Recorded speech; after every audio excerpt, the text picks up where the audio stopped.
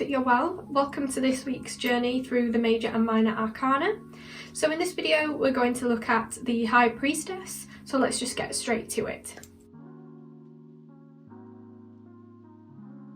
Personally, I always think that the High Priestess is always such a beautiful card in terms of the imagery that's used, probably because of what it represents, so the goddess and a feminine spiritual power. In the traditional Rider-Waite-Smith deck, she is depicted as a serene and beautiful woman sitting with a scroll on her lap, symbolising her wisdom. On either side of her is a pillar, one black and one white, which represents our dual nature, so light and dark, good and evil. If you pull the High Priestess in a reading, then she is advising you to look inward and to go with your intuition. For people who are usually more logical and tend to go with their head, this may be quite difficult, but she's just pushing you to pay more attention to what's going on inside yourself. There are links to the shadow self with this card, so like we said, there's references to the duality of human nature that hint that you need to explore your shadow side, which is the darker side of yourself, so something that you may not normally feel comfortable engaging with.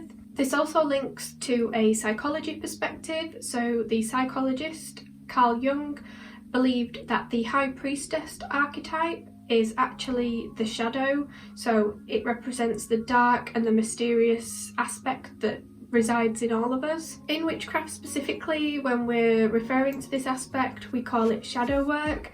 If that's not something that you're familiar with, then I would definitely recommend looking into it and doing some more research on the topic.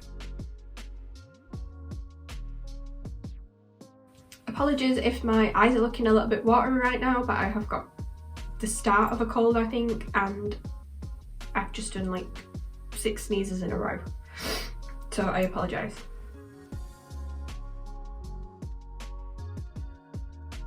Next then, we can't really overlook the feminine aspect of this card.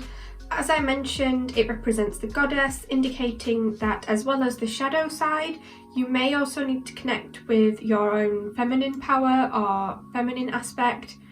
It could be that we do this through meditation or through our dreams. It's about allowing yourself to look within, to have some introspection, and it should be quiet introspection as well. Overall then, this card is implying that there is something hidden deep inside us that wants to come out, that wants to come forward.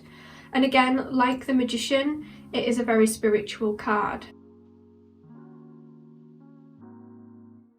In terms of a reversed interpretation of this card, it just reflects the opposite, so indicating that you are looking too much inside of yourself and that you're becoming encompassed by your inner thoughts and feelings. Maybe you're not sharing yourself outwardly enough with other people, maybe due to a fear of judgment or that others will disapprove of you. Looking at some other depictions of the High Priestess then, in the Wild Unknown deck, it shows the High Priestess as a tiger sitting with what could be a crystal ball or an interpretation of the world.